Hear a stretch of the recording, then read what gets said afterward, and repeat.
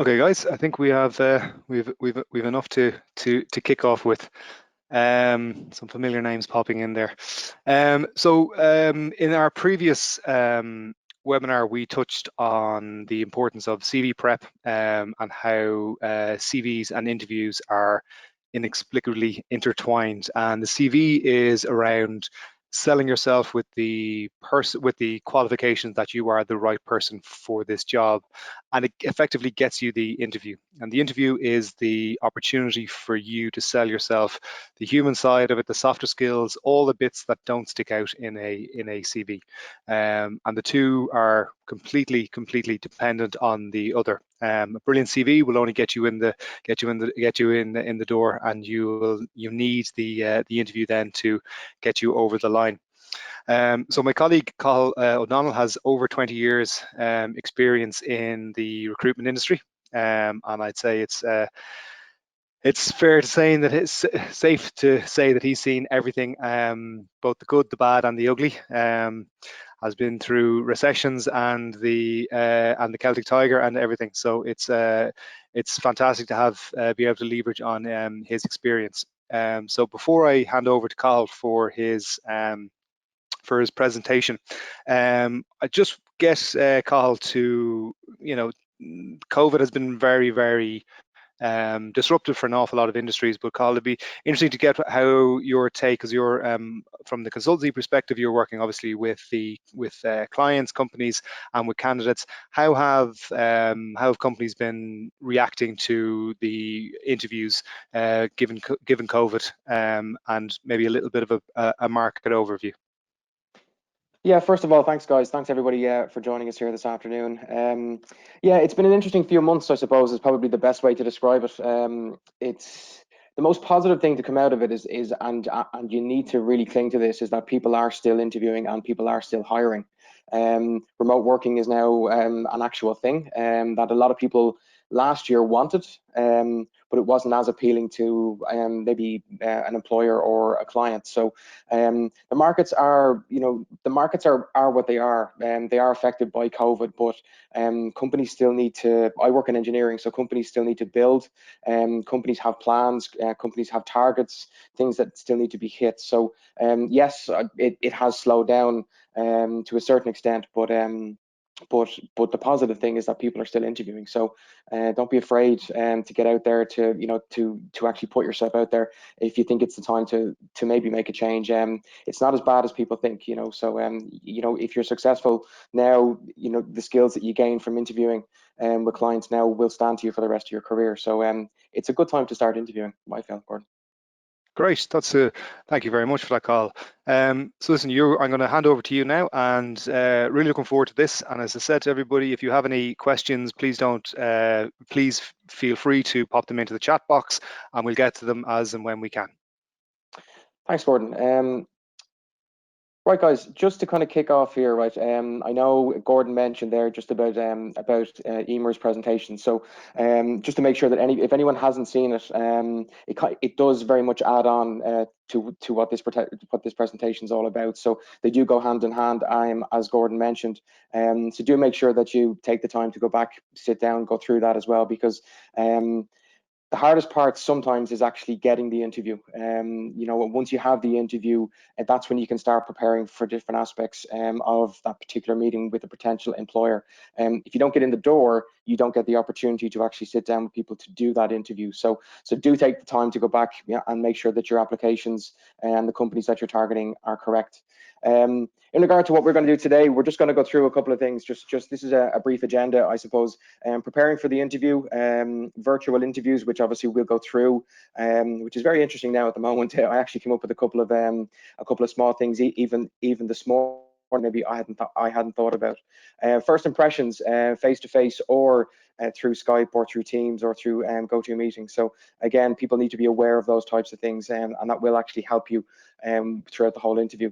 We'll go through a certain aspect of a questioning style that a lot of companies are using now, and companies are interviewing people. They are being more selective, is probably a fair thing to say at the moment. So when you're interviewing, you really have to be on your game, and you really have to have the prep work done, and you have to be able to come into an interview with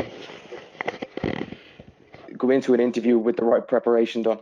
We'll talk about closing as well. Closing is an important part. I know Emer mentioned it last time, but just a couple of different aspects, and then some common interview mistakes. And what I'm going to try and do is just, as Gordon said, if you do have questions in real time, ask them.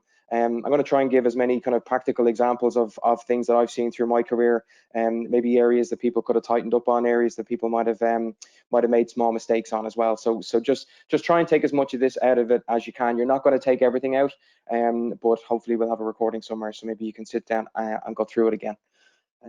Okay, so just a couple of things, that interview preparation is very, very important before the interview. And Gordon, you'll obviously remember this as well during your playing days, is that the interview prep that you do during the week is different to the interview that you do on game day. So interview day, as I call it, is the day where you really get focused, where you really get in the zone, where you really appreciate the fact that you're going forward for an interview. So the prep work that you do from the previous days in regard to researching companies, that should all be done by now. So this is game day. So, and you need to have that mentality about it. So just a couple of things to remember. And again, guys, this kind of will move through kind of virtual and face-to-face as well. So I've split out virtual to a certain extent, but a lot of this is very relevant for face-to-face interviewing as well, which hopefully we'll get to do again over the coming months.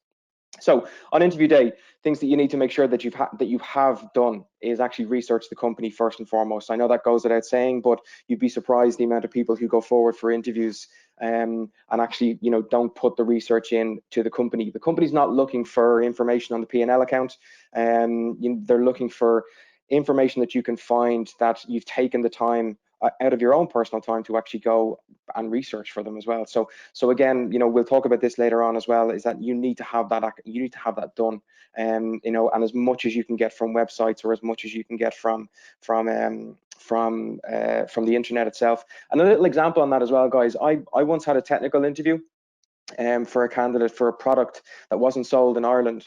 But the company had recently moved to Ireland, so they weren't expecting anybody who was going forward for the interview to actually have the research or the knowledge in regard to their particular product. This candidate actually researched the product on YouTube and found out all about the product. And when he went forward to the interview, he was able to talk with the employer about their particular product, which they were blown away by. So that really made that candidate stand out, and he was successful in his interview process. So just again, think of all the different ways that you can research a company. There's so many different social media platforms. So it's not just go to the company site, go right across the internet and see what you can actually find. Research the role. Again, you'll know more often than not, the role and the experiences that you have through your career is the role that you're going to be going forward for. But just make sure that you've gone through each aspect of the spec in detail, and that you understand what the client is actually looking for, what the employer is looking for. Put yourself in the employer's shoes. If you were interviewing somebody for this role, what experiences would you like them to talk about? Okay, so flip it. Don't just go in and try and sell everything that you have. Try and understand what the client or the employer is actually looking for. And research the interviewers. Do go online, go onto LinkedIn. There is a bit of a myth around this, that if you click into somebody's profile on LinkedIn, that's something that you shouldn't do. Definitely not. People, I know when I go onto LinkedIn and I see people have looked at my profile, the first place I go is always to see who's looked at my profile. So it's a little bit of flattery as well. It also shows them that you are actually taking the time to do the research, and that you're looking into them before you meet them for the interview. And again, you might find out that you guys went to the same university, that you have the same charity interests. You might have similar contacts as well. So, and these are all little small things that you can bring into the interview that that show likability, and that show that you have a common ground with this particular interviewer. Bring any related documents. I always say bring as many documents as you can, and that you feel are actually going to be relevant. So you don't need your secondary school graduation form, but if you do have things that are based around a certificate from your college, or if you have if you're coming from an architectural background, if you have a portfolio of some kind, if you're coming from a risk background, do you have a risk analysis profile that you can put forward to the client as well? Always have these things. It's always better to be with them than without them. Okay, so and again, I do recommend that anyone going forward to an interview looks prepared, so you have a folder with you, and you don't just arrive empty-handed, because that shows that maybe you haven't put actually put the prep in. Have the questions that you want to ask, have them prepared, have them ready to go. You will have an opportunity to ask those particular questions, and we'll talk about those later on. And again, make sure you do know the location. Again, with the way things are going at the moment, travel times are a lot different. I once had a candidate who arrived for an interview. He was 40 minutes early.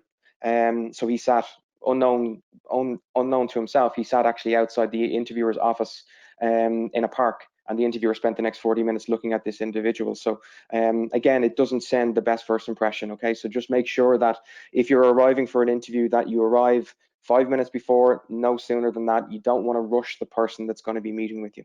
Again, travel times in, when things are busy, the M50 is a great project, but it does have its downsides as well. So just make sure that you're giving yourself enough time. And then the virtual setup we'll go through now in a wee second. Just that you understand how virtual setups work. And again, some people won't necessarily have experience with virtual setups. So you do need to take the time to actually look into it. So just a couple of things, maybe just to get your game face on. Just to make sure that you're ready to go. And that you're in the right frame of mind, because interviewing is very much about frame of mind. Cathal, thanks a million. Just a couple of things that I suppose obviously spring to mind for me there. It's almost like discretionary effort. They don't necessarily qualify you for the job, but it creates that first impression for clients. And just 100%. from your experience, and from a candidate, you can almost feel like overkill, saying, "Oh, why do I need to know about the job?" and tell them they already know what the job is, or have I researched the role? Yes, of course I have, because I've got the CV in. But clients and companies, they do appreciate this style of approach, don't they? 100%, yeah, and the more prepared you are for an interview, the more that actually comes across. So interviewing is if you can portray the feeling that that you've actually put this work in, it'll do a couple of things. It'll make you more confident before you go into the interview itself, but it'll also show the interviewers that this is somebody who's serious.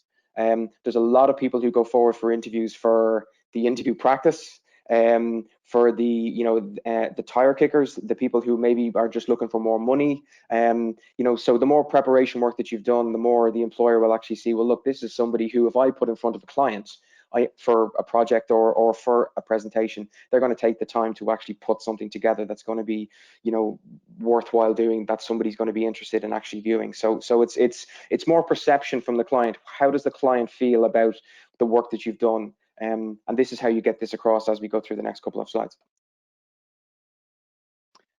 Okay, so we will go through virtual interviewing, because it is the new thing. Look at us all. We are here. And virtual interviewing is it is a skill in itself, but I suppose the most important thing that I find is that you need to treat it in exactly the same amount of respect as you would a face-to-face interview.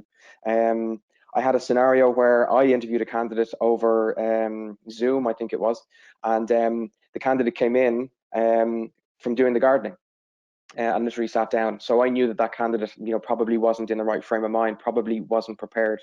If you come forward for an interview and maybe you don't present yourself correctly, I would recommend a shirt and tie for all interviews, a business suit.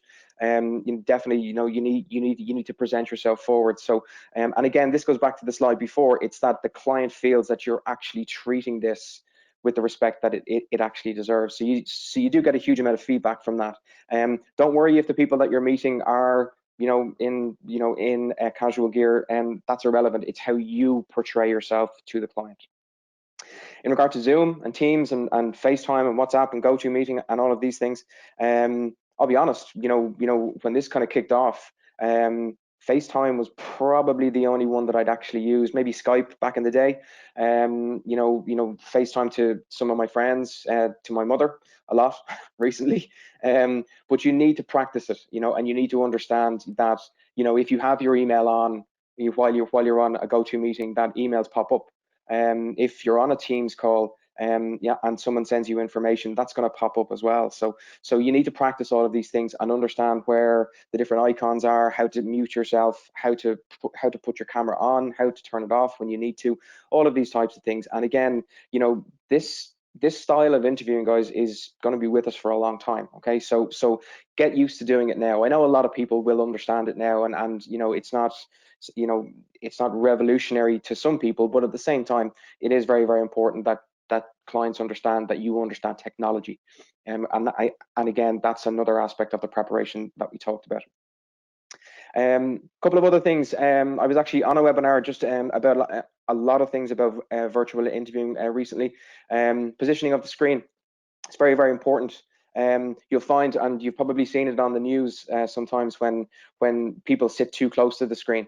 You know, and you know, basically all you're seeing is a head, a floating head, or somebody's doing it from a phone, and the vision's coming up from below. So essentially all you're seeing is their nostrils, you know. So, you know, all of these things are things that, you know, kind of turn clients off, because they feel that maybe you haven't understood exactly how to do this type of meeting. So, you know, things like, you know, I've put this particular picture here because, you know, if I'm honest, you know, it probably shouldn't be there. If I could have that whole wall just totally plain, that, you know, that will be much better. If I sit to the side of the camera, sorry, this side of the camera, the vision of the person who's looking at it is all on that particular picture. Whereas if I sit in the middle, the vision is now back on me. So just a couple of different things. Just make sure that you are positioning the camera well, and again, that your screen, you know, isn't positioned down like this or isn't positioned up like this. Okay, so they're important aspects. Okay, the phone versus the laptop. The phone interviewing, you know, is, yeah, you can do it, but it's always better to do it on a laptop. And I'll give you a couple of reasons why. I know, I mentioned my mother earlier on. I know if I'm on a Zoom call and my mother rings, she's going to ring again, and she's going to ring again, and she's going to ring again until I answer that particular phone call. Okay, so you're going to have phone calls coming through all the time. Everyone's a member of a WhatsApp group. Let's be honest about it, probably too many. So you're going to have these things coming in all of the time. So if it's on your phone, you're going to get distracted. It's going to take away from your focus. Okay, so always try and keep interviews, meetings, anything like this on a laptop, and understand the positioning of the screen above. The lighting and the surrounding area, this is important actually, because sometimes people tend to kind of, you know, do meetings like this in areas where they may be comfortable, or areas that they might have better Wi-Fi. But the lighting is actually really, really important. As in, I've got a skylight that's just above me, which is ideal because, you know, it illuminates the whole vision here. But if I was in a room with no windows, or you know, I was in the dark corner of the room, the visual of the person that's going to be looking at it is going to see a dark complexion. How do you get around that? Very, very simple thing to do. Just put a lamp behind your laptop. That will light up everything that's in front of the laptop. So again, laptops, these are cameras, you know, so anyone who has experience working with cameras will understand that lighting is so important for any sort of a visual. So just make sure that the lighting that you have around your laptop, you know, is sufficient, you know, to give the visual of what the interviewer might see. Noise and sound. We're all working from home. My next door neighbor just next door to me here has decided he wanted to build some sort of a gazebo type thing. I'm not sure what it is, but he's been doing it for about 4 months now, because he's doing it himself. But every single day there's work out there, and there's noise, and I have to go to different rooms to take calls and all of these things. So before you take on an interview, make sure that you're in a quiet space, that you've understood that, you know, you will get noises, external noises that maybe you can't control. So, and again, this goes back to the idea of maybe doing an interview on a phone. If you're sitting in your car and you're doing an interview on a phone, well, first of all, the screen is going to be looking straight up at your face, but then secondly, you're going to hear all the noise from outside as well. So noise is important. Okay, you know, you want to have a clear, crisp noise. Again, if you're using headphones, test your headphones. Make sure that your headphones, you know, work well, that the sound quality is good. Sometimes you'll find that I'm wearing this type of headphone, which is a joined headphone. The microphone is here. If the microphone rubs off my collar, if I'm not wearing this type of shirt, it makes noise, it rattles. Okay, and again, these are just little small things, you know, that you'd be surprised that you know HR people pick up on, line managers pick up on. And again, it's all going back to preparation. Body language. This is kind of interesting because, you know, again, if we literally look across to the left, you'll see treat the interview with the same respect. So all of these points on the right hand side are, well, the majority of them are based around body language. Okay, so how do you actually come across in an interview? So, you know, visual, where you're looking is very, very important. Sometimes you'll be on a meeting where you'll have a couple of different people. Just make sure that you're talking to everybody. Okay, you know, but just make sure that you're not necessarily doing things on a camera that you don't feel that you're actually doing. Okay, so again, when you smile, you know, that will come across on a camera style interview. Okay, so just make sure you're getting all of those smiles in. You know, I had a candidate recently who interviewed, and his camera was working, so the client could see him, or the employer was able to see him, but he wasn't able to see the employer. And then later on, unfortunately, you know, he started making kind of facial gestures that maybe when they were asking certain questions that didn't do him any help. Okay, so just remember your body language is really, really important. Eye contact, I've just mentioned there as well. Make sure that you're looking at the people that you're actually talking to. So, and again, you'll see down below that some people have a tendency to kind of stare away into the abyss when they're actually trying to think about something. So those things are kind of interlinked. The eye contact and the empty stare. Very, very important that you don't fall into that trap, because again, we're not as experienced with this type of technology as we'd all like to be. Maybe we will be. Maybe we won't have to be. But again, just things to bear in mind and things to practice when you're on other meetings or other virtual calls. Hand movement. I have a friend who talks with his hands all the time. Talks with his hands, and it's just because he's so energetic. But what I find sometimes when I do Zoom calls with him is that it's distracting.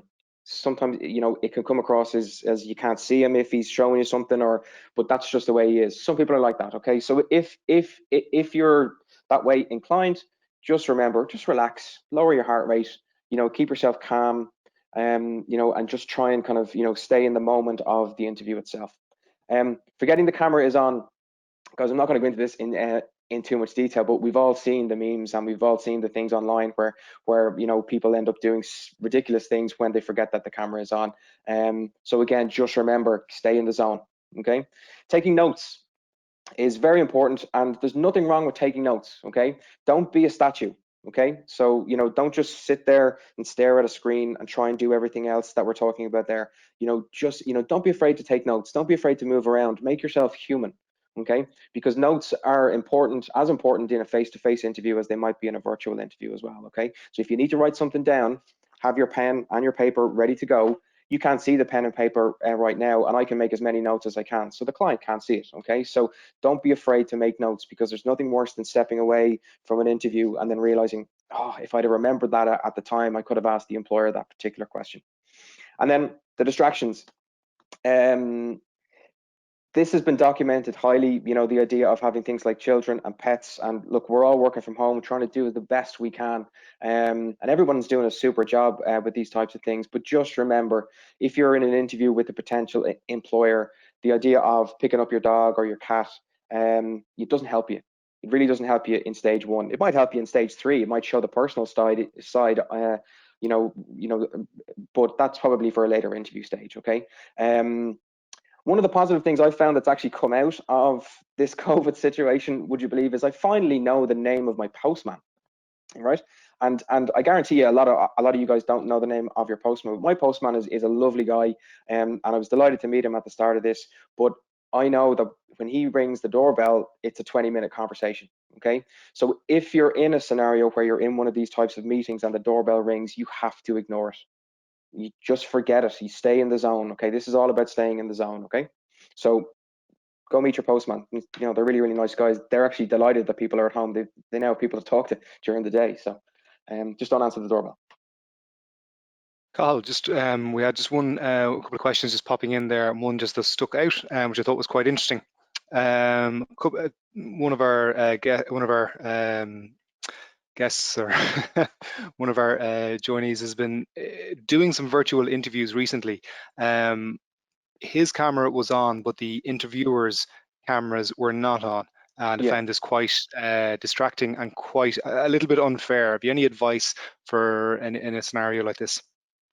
Yeah, I suppose if it's a situation where you can see people and you know that they can't see them, I can understand why it might be distracting, because you can see them making, you know, maybe some of those mistakes that we spoke about earlier on. They're actually talking like, you know, because they know their camera, they think their camera's off, but it's actually on. Make it a level playing field if you can, if you feel more comfortable with that. You know, just turn that aspect. And that, again, that goes back to knowing Zoom or Teams or those types of scenarios. Make it a level playing field. If you can see them, but they can't see you. And if you feel that Sorry, that it was always might they be could distracting. see him. They could see Yeah, but they couldn't see the people interviewing them. I found that yeah. quite off-putting. So the opposite side of it, where yeah, and again, I had a presentation on that recently myself. That's really when you need to stay in the zone with those particular points before and understand that, you know, it's a scenario that you have to understand that your camera's on. You can actually ask the, you know, if you wanted, you could ask the client if they wanted you to turn the camera off. You know, more often than not, they might agree to that because you can't see them. Sometimes they might want to see you, you know, because they want to see how you interact. And again, this is where all that preparation work comes with these types of meetings, or with these types of presentations, is that you know, just treat it like the camera's always on, you know, so Okay, always stay that way. that makes sense. So it's probably one of those things that you need to, when you're sitting down to do your little checklist, to go, my camera, they might be able to see me, I may not be able to see them, and just to be ready for that before you're going Absolutely. into the interview. Perfect. Thank 100%. you. Yeah. And always treat it like that. And again, the first point uh, that we went through back here, treat the interview with the same respect. Okay, you know, so that's an important point, is just to make sure that you are understanding that these things happen. You know, sometimes cameras don't work. You know, so just try and stay in that particular zone. And that's the hardest part about doing virtual interviews, is that you can't necessarily see people's reactions. And I found it difficult, I'm not going to lie to you, on a presentation that I did fairly recently as well. But that's the goal. Just remember, the camera's always on. Just treat it like that. Simple as that, you know. Okay. Just go, okay, on to the next one, the introduction, okay? And again, these kind of go through, you know, if it's face-to-face or if it's virtual, okay? Presentation. So people tend to make first impressions, as we mentioned earlier on, within the first 7 seconds of actually meeting somebody, okay? And again, it's not the lasting impression that people have, but it can be the first impression, okay? So you need to be prepared for that, need to understand that that's, like, it's important, okay? So again, if you're going forward for an interview, you know, treat it with the respect that it deserves. Therefore, shirt and tie. I know I'll speak from a male perspective. A lot of us have been at home and not necessarily having a need to shave. So beards have gotten out of control. You know, so just make sure that you're actually, you know, if you were going forward for a face-to-face interview, would you go forward in this particular manner? Okay, so you know, it's just a fact of life. There's nothing you can do about it. People do make that perception. So you have to appreciate it and understand it. You do it yourself without you even knowing it. The minute you see the people who are interviewing you, you'll make some sort of a perception as well. So just understand that. Present like you would do face to face. It's so important. Okay. The power of a smile. This is one of my favorite ones, right? Okay, and I know it sounds really simple. I'm not necessarily talking about you know, the stereotypical, you know, salesman type smile, you know, that's looking for you to buy something here. But you know, the power of a smile is really beneficial to both sides of the interview. So what some people mightn't realize is that when you smile, endorphins are actually released in your brain, which actually, you know, calms you down. Okay, now don't ask me about the technical sides of it, but that actually happens, right? So, and again, you know, when you smile at somebody, it's very difficult for someone not to smile back. Okay, you know, try that out, test that out with people, even people that you meet in a shop, or you know, people that you meet on the street. You know, you'll always find that when you smile genuinely at somebody, they will actually smile back. And I kick it right back to when, you know, when we were babies. That's why, you know, parents spend so much time smiling at children, because they automatically smile back. And when a child smiles, it's very difficult not to smile back. You know, so again, when you lower that stress level by giving that genuine smile, the person who's interviewing you will smile as well, and therefore their stress levels will lower as well. And again, that's an important point. The person who's interviewing you, they're going to be slightly nervous as well, you know, because they are technically meeting a stranger. Okay, they have a little bit more power, if I'm honest, you know. However, you know, they are meeting someone that they haven't met before. Okay, so you know, it's all about setting up that atmosphere. Okay, so the atmosphere of the interview is so important, you know, and you're the one who's in control of that particular stage. Okay, we've all gone forward to meetings where you meet someone who has a frown, you know, and you shake hands, and then, you know, you go into a meeting and the meeting's all negative, and then you walk out in a bad mood. Okay, we've all done that. You know, flip it on the other side. If you walk into a meeting where the person's, you know, genuinely wants to be there, the person's happy, you know, the person's in a good form, it sets up that atmosphere that this is going to be a positive interview. Okay, so you're the one that's in control of that, so just make sure that you do take control of that. Okay,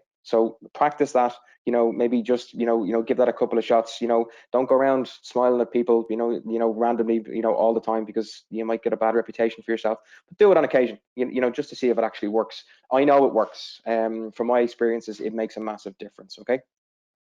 So building rapport at the early stages of an interview, okay, right? This can be difficult, right? Because again, you are meeting a stranger, but how do you build rapport with somebody? That's the small talk aspect of it, okay? And normally I would suggest that if you're meeting, with the client face to face, it's always nice to compliment maybe their offices, compliment their location, and compliment the person that you met at reception.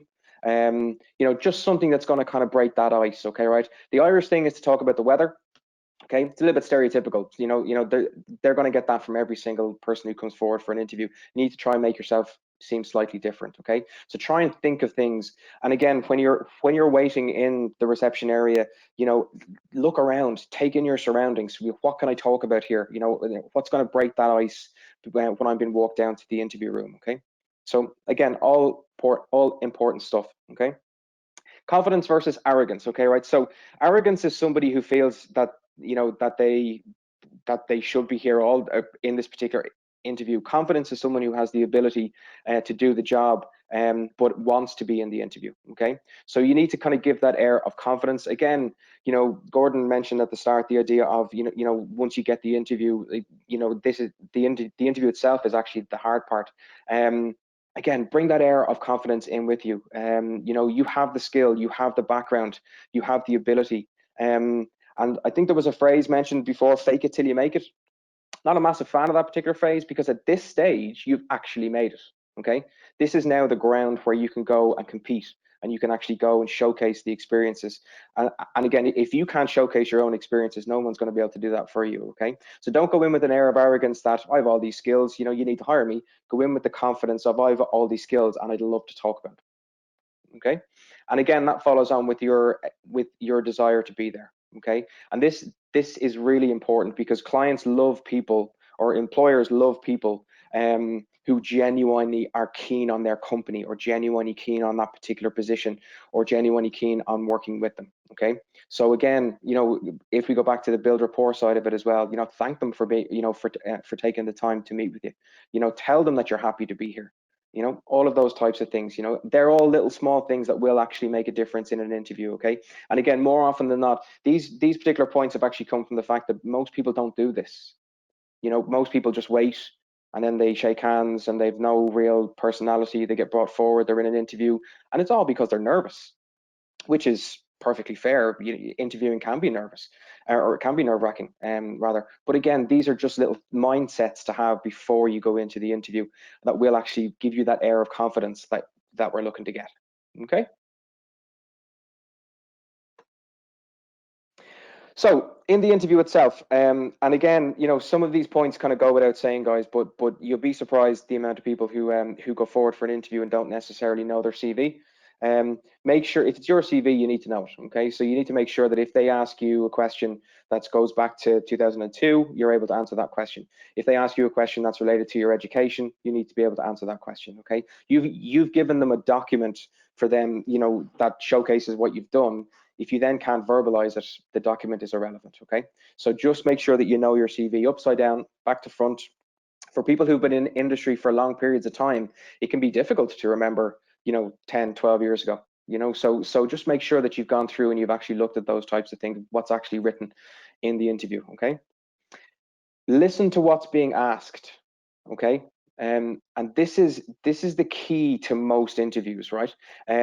A lot of people with skills and experiences, want to go forward and just basically get it all out as quick as you can, because they've had, because they're nervous, because they're excited, all of these types of things. Okay, so just make sure that you're listening to what's being asked. Okay, we've talked about, might have mentioned before, the idea of maybe taking the breath. Just taking your time, trying to lower your heart rate. Scottish people always refer to it as the now.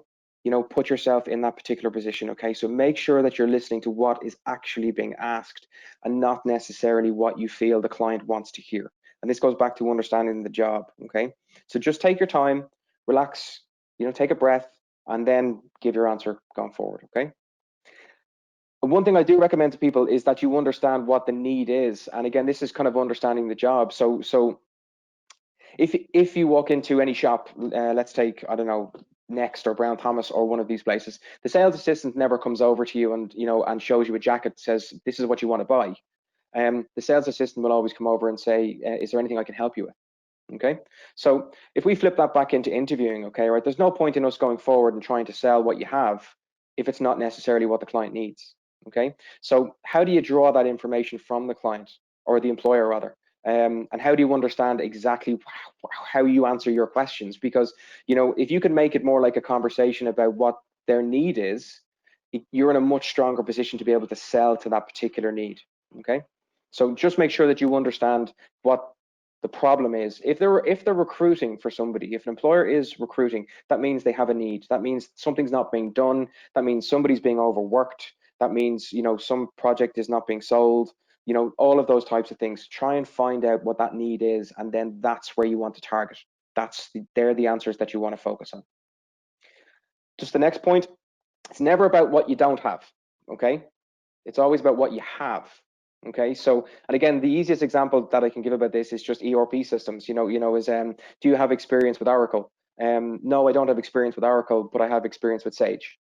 Okay, now the difference between no, I don't have experience with Oracle and no, I don't have experience with Oracle, but I have experience with Sage is that I now have experience with something. I'm not someone who doesn't have experience in that particular technology. Okay, and again, anyone who deals in those types of systems, CRM systems or ERP systems, you know, they're different. I'll be honest, but they're very, very similar. And it's the concept of being able to understand them that's the most important part. So just make sure that, you know, you have it, you know, you don't just leave it on a no, I don't have that. Next question, because that's just going to get written down as a no, and you don't want that. You want no's, but I have this. No, however, I've done this. Okay, and again, everyone's different. Everyone's got different backgrounds, experiences, all of those types of things. So just make sure that that you do it for your own area. Have your questions prepared. Just make sure that the questions that you have are actually going to be relevant to that particular client. Never ask questions about holidays. Never ask questions about the canteen. Never ask questions about training. You know, that's a big one. People always tend to talk about training. What training do you offer, Mr. Employer? Well, I'm interviewing you because you're supposed to have a skill set that I need. Therefore, why do you need training? Okay, never bring training into it. Okay, you know, it actually kind of flips on you. Okay, speak to all members of the panel. That's important. We've talked about that before. Try and enjoy it if you can. It's difficult to enjoy an interview. I get that. But just make sure that you're giving yourself the best opportunity. So do try and lower that heart rate. You have the skills and experiences, okay? So that's important. These two words are very important as well. Enjoyed and helped. Everyone loves to be helped. So just make sure that, you know, even if you want to ask a question to the client, you know, how best can I help you with this particular project?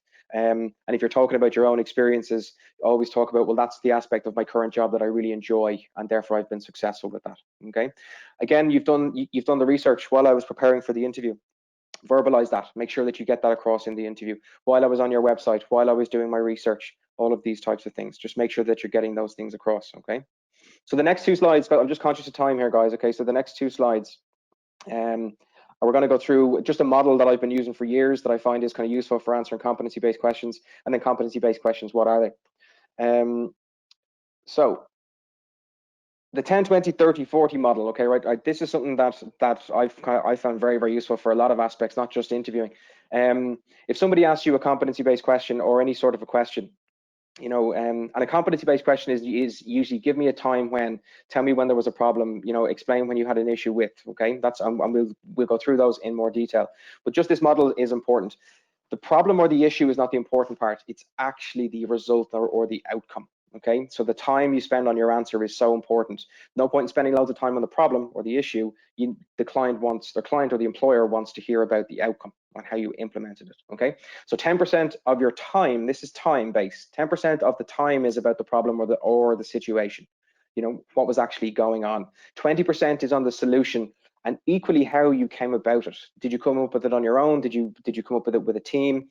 You know, all of those types of things. How did you implement it? That's important. How did you actually make a change within that scenario, that particular project, that company, all of those areas? And then 40% of the result or the outcome is of the outcome that you've implemented. So important, you know, because they want to hear about matrix, they want to hear about improvements, they want to hear about changes, they wanted to hear about people adapting, all of those things. So just don't fall into the trap of you know, spending too much time on the problem or the issue. Make sure that your answer is actually on the outcome or the result. Okay, hope that makes sense. Again, these are just some of the competency-based questions and the areas that people will focus on. Okay, so you know, again, there's about 5 or 6 of these. So organizational awareness. You know, how do you understand your current company? And again, equally, how do you perceive the company that you're here to interview for as well? Okay, so organizational awareness, really, really important. Okay, strategic thinking. Describe the most challenging aspect of your current role. Again, these are things you have, these are the ones that you have prepared, and then you take the 10, 20, 30 model into it. You know, and again, you'll be in a much more confident position to be able to answer the questions if you have a model in your head. The STAR model, yeah, it's okay, but I prefer 10, 20, 30, 40. It's easier and it keeps you on point. Okay. How did you go about assessing your own performance? Again, a lovely question. You know, so, you know, can you self-reflect? Okay. Innovation. Again, anyone who works in any sort of a creative type role, clients are going to want to know about innovation. You know, have you done anything innovative yourself? You know, how did you come up with that particular solution? So just go through all of those different areas. Okay. And then communications. How do you communicate, you know, with your fellow staff members, with your management, all of those types of things. I had that recently on an interview. Clients were very interested to find out how this particular candidate would interact with their line manager going up. Okay. Leadership ability. Again, if you're going forward for a leadership role or a role that has leadership down the line, you know, describe how you lead a team. You know, do you manage with the iron fist, or are you arm around the shoulder type person? What metrics do you gauge to, you know, to look at improvement? Again, you need to think about these areas. Okay. Teamwork. It's a massive question. Everybody loves, you know, people who can interact within a team, and you'll see all the quizzes and all those things that go on and all the corporate things that are happening as well, the pictures that are on LinkedIn. You know, you need to be that team person. Okay, right? So again, just expect that type of question. Okay, that's important as well. Time Carl, management. Yeah, sorry, Carl, just on those two pieces they're talking there, leadership sure. ability and teamwork.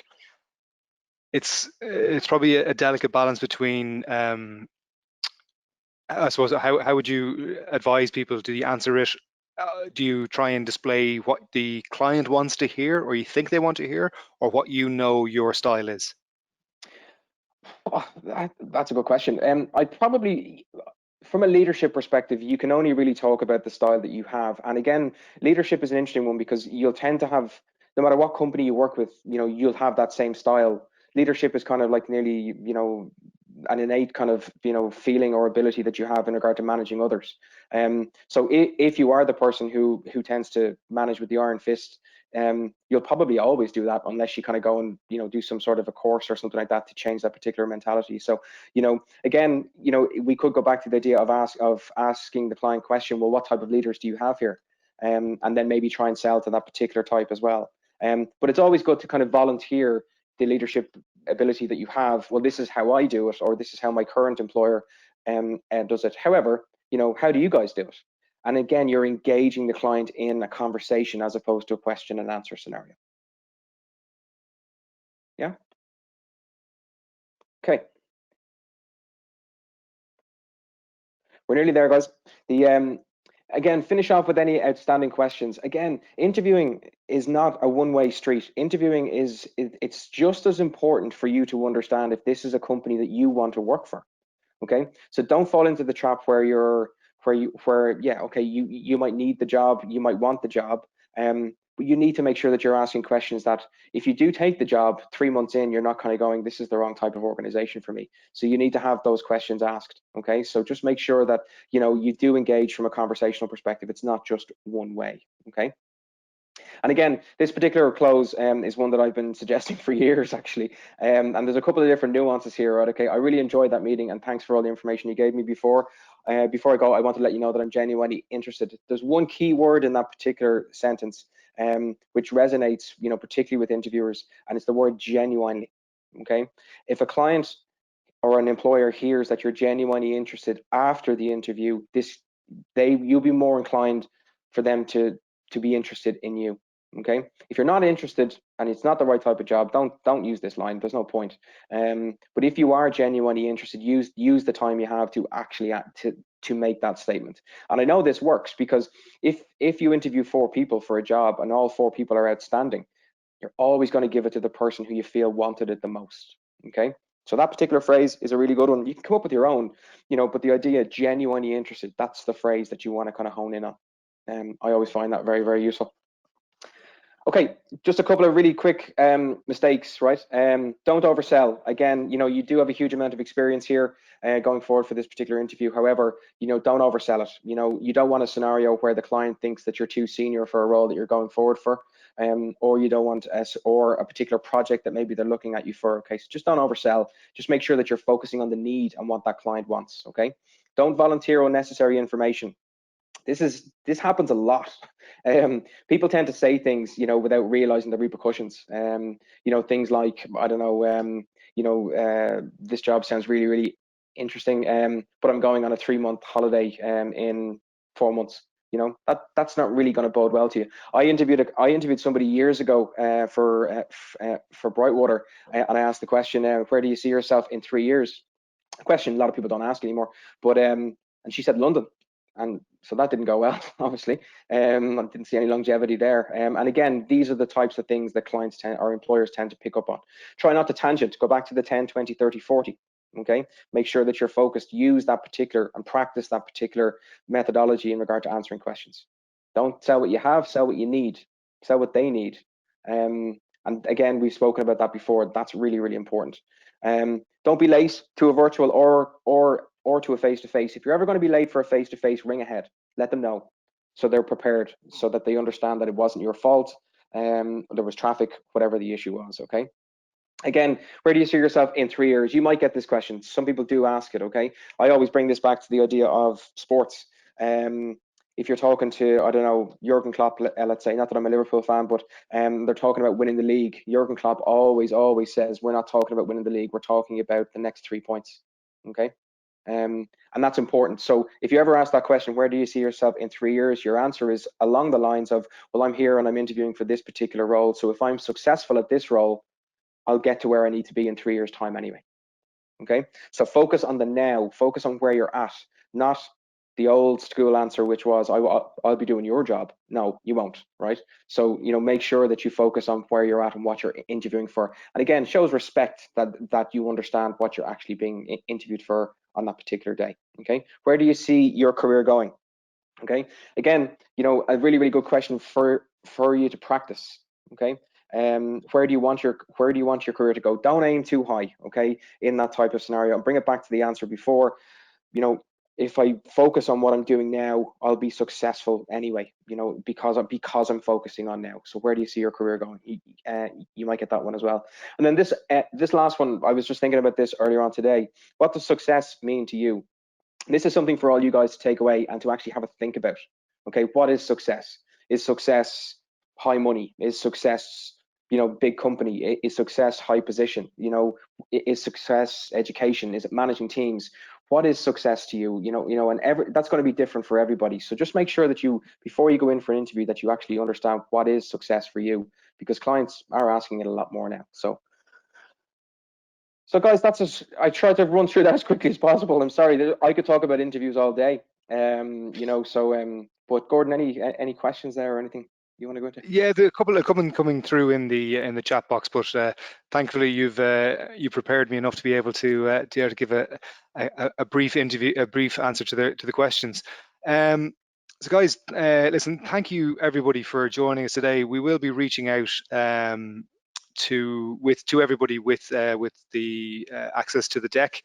To Cathal, as he has mentioned, he's a 20 years of experience in this, and some things never change, and that is being prepared, and that is selling yourself, how you do that. There's some real nuggets in there. Like, I really liked that confidence versus arrogance, and that balance of how you approach an interview. It's a fantastic skill if it can be done correctly. We have some contact details up here on the screen. Again, these are all going to be emailed out to everybody. So please do encourage, if you have any follow-up questions or interest in exploring other roles or looking for hires, anything along those lines, please do get in contact. So again, listen, thank you so much, and very, very best of luck, and we'll be in touch shortly.